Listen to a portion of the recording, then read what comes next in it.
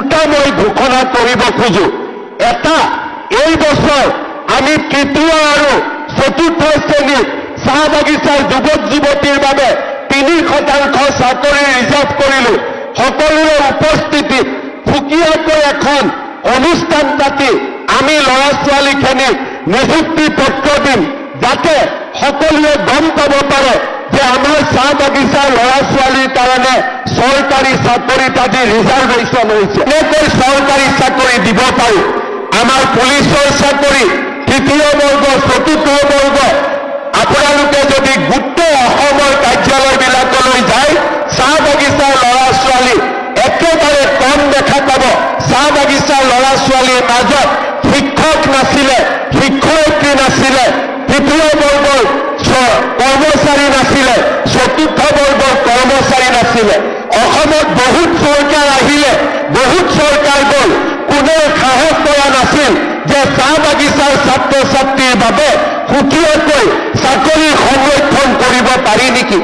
আমাৰ চৰকাৰে প্ৰচেষ্টা ল'লে আৰু আজি প্ৰথমবাৰৰ বাবে চৰকাৰী চাকৰিত আমি 3% ল'ৰা ছোৱালীৰ বাবে চাহ বাগিচাৰ ল'ৰা ছোৱালীৰ বাবে চাকৰি সংৰক্ষণ কৰিলো।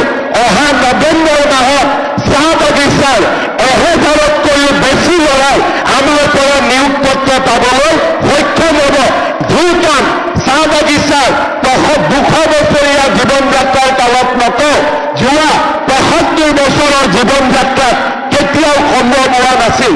চাহ বাগিচাৰ লাইনৰ ৰাস্তা পকীকৰণ, চাহ বাগিচাৰ দুখীয়া জনগণৰ বাবে প্ৰধানমন্ত্ৰীৰ ঘৰৰ স্বীকৃতি দিয়া আৰু চাহ বাগিচাৰ যুৱক যুৱতীসকলৰ বাবে আমি বিভিন্ন ধৰণে আত্মনিৰ্ভৰশীলতাৰ বাবে আৰ্থিক অনুদান আগবঢ়োৱা, এনে ব্যৱস্থাবিলাক যোৱা 75 বছৰৰ সময়ছোৱাত আমি চিন্তা কৰিব পৰা নাছিলো। এইবাৰ প্ৰথমবাৰৰ বাবে আমাৰ চৰকাৰৰ দিনত চাহ বাগিচাৰ লাইনবিলাক পকী হ'ল। প্ৰথমবাৰৰ বাবে চাহ বাগিচাত বিশুদ্ধ খোৱা পানী যোগানৰ প্ৰচেষ্টা চলিলে। প্ৰথমবাৰৰ বাবে আমি চাহ বাগিচাৰ যুৱক যুৱতীৰ বাবে বয়ল ৰাজবালিকা আত্মনিৰ্ভৰশীলতা আঁচনিৰ দৰে বিভিন্ন আঁচনি আমি আজি আৰম্ভ কৰিবলৈ সক্ষম হৈছো।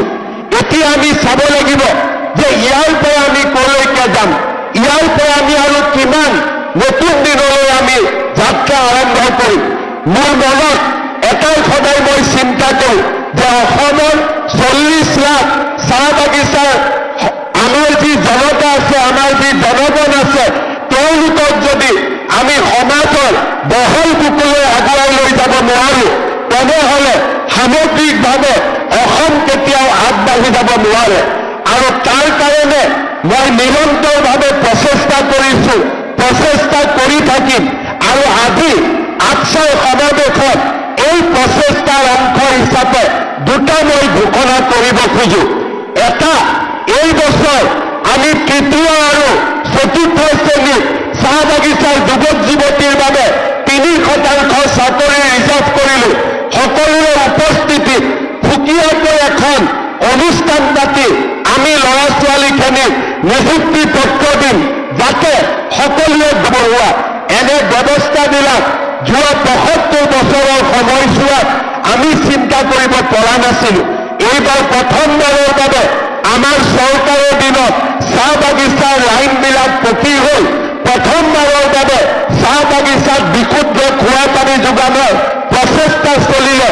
প্ৰথমবাৰৰ বাবে আমি চাহ বাগিচাৰ যুৱক যুৱতীৰ বাবে বয়ল ৰাজবালিকা আত্মনিৰ্ভৰশীলতা আঁচনিৰ দৰে বিভিন্ন আঁচনি আমি আজি আৰম্ভ কৰিবলৈ সক্ষম হৈছো।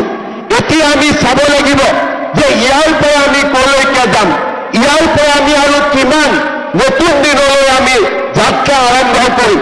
মোৰ মনত এটাই সদায় মই চিন্তা কৰোঁ যে অসমৰ 40 লাখ চাহ বাগিচাৰ আমাৰ যি জনতা আছে, আমাৰ যি জনগণ আছে, তেওঁলোকক যদি আমি সমাজৰ বহল বুকুলৈ আগুৱাই লৈ যাব নোৱাৰো, তেনেহ'লে সামগ্ৰিকভাৱে অসম কেতিয়াও আগবাঢ়ি যাব নোৱাৰে।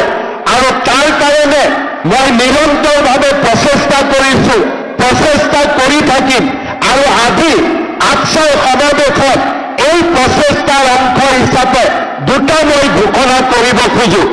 এটা, এই বছৰ আমি তৃতীয় আৰু চতুৰ্থ শ্ৰেণীৰ চাহ বাগিচাৰ যুৱক যুৱতীৰ বাবে 3% চাকৰি ৰিজাৰ্ভ কৰিলো। সকলোৰে উপস্থিতিত সুকীয়াকৈ এখন অনুষ্ঠান পাতি আমি ল'ৰা ছোৱালীখিনিক নিযুক্তি পত্ৰ দিম, যাতে সকলোৱে গম পাব পাৰে যে আমাৰ চাহ বাগিচাৰ ল'ৰা ছোৱালীৰ কাৰণে চৰকাৰী চাকৰিত আজি ৰিজাৰ্ভেশ্যন হৈছে। কিন্তু তাতকৈ আগুৱাই গৈ আজি মই আপোনালোকৰ আগত ঘোষণা কৰিছো যে এই বছৰৰ পৰা আমি চাহ বাগিচাৰ যুৱক যুৱতীৰ কাৰণে ACS, APSকে ধৰি ফাৰ্ষ্ট আৰু ছেকেণ্ড কেটেগৰীৰ চাকৰিটো আমি 3% ৰিজাৰ্ভেশ্যন দিয়াৰ আমি কাম কৰিম। এই প্ৰচেষ্টাই চাহ বাগিচাত মেজিষ্ট্ৰেটৰ সৃষ্টি কৰিব, চাহ বাগিচাৰ পৰা DSPৰ সৃষ্টি কৰিব আৰু চাহ বাগিচাৰ বহল সমাজখনে অসমৰ জনজীৱনলৈ আগবাঢ়ি যোৱাৰ সুবিধা পাব। দ্বিতীয়তে, মই বিশ্বাস কৰোঁ যে অসমৰ চাহ বাগিচাৰ শ্ৰমিকসকলে যেতিয়ালৈকে মাটিৰ অধিকাৰ নাপাব তেতিয়ালৈকে তেওঁলোকৰ জীৱন কেতিয়াও সুৰক্ষিত হ'ব নোৱাৰে।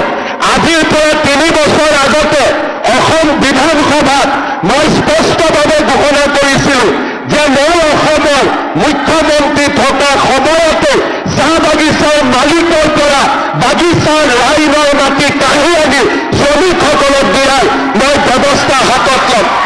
আজি মই একে সাহসেৰে আপোনালোকক ক'ব খোজো, 25 নৱেম্বৰ অসম বিধানসভাত আমি আইন উত্থাপন কৰিম, যি আইনৰ দ্বাৰা চাহ বাগিচাৰ মালিকৰ পৰা লাইনৰ মাটি আমি কাঢ়ি আনি চাহ বাগিচাৰ শ্ৰমিকক আমি দিয়াৰ বাবে সিদ্ধান্ত গ্ৰহণ কৰিম। আজি মই গৌৰৱ অনুভৱ কৰোঁ যে যিবিলাক কাম কোনেও কেতিয়াও কৰিব পাৰিম বুলি আশা কৰা আমি নাছিলোঁ, আজি চাহ বাগিচাৰ ৰাইজৰ বাবে আমি এনে কিছুমান কাম কৰিব পাৰিছোঁ যি কাম আগতে কোনেও কল্পনা কৰিব পৰা নাছিল।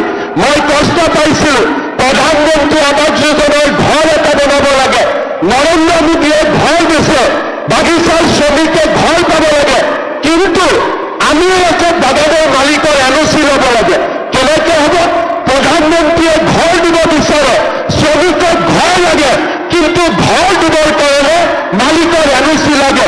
সেই দিনাখনেই গোলাঘাটত এজন বাগিচাৰ মালিকক মই ফোন কৰিছিলোঁ যে আপুনি NOC কিয় নিদিয়ে? বোলে মই মালিকক সুধিব লাগিব। সিদিনাখনেই মই বুজিছিলোঁ, সিদ্ধান্ত লৈছিলোঁ যে মোৰ মুখ্যমন্ত্ৰীৰ কামতে তোমাক মই বুজাই দিম যে বাগিচাৰ লাইনৰ মাটিৰ মালিক তোমাৰ বাগিচাৰ মালিক নহয়, চাহ বাগিচাৰ শ্ৰমিকসকল। আৰু সেই সংকল্পকে আগুৱাই লৈ আজি আমি 25 নৱেম্বৰৰ দিনলৈ আহি পাম। আপোনালোকে বাগিচাৰ কোনো কামৰ কাৰণে আন্দোলন কৰাৰ প্ৰয়োজন নাই। যিদিনাখনলৈকে বিজেপি চৰকাৰ আছে, হিমন্ত বিশ্ব শৰ্মা অসমৰ মুখ্যমন্ত্ৰী আছে, মই আপোনালোকৰ লগত আছো আৰু এটা এটাকৈ কোনেও ভাবিব নোৱাৰা কামবিলাক আমি কৰি কৰি গৈ থাকিম। কাৰণ চাহ বাগিচাৰ জনতাৰ, নিষ্পেষিত জনতাৰ মুক্তি আমি বিচাৰোঁ।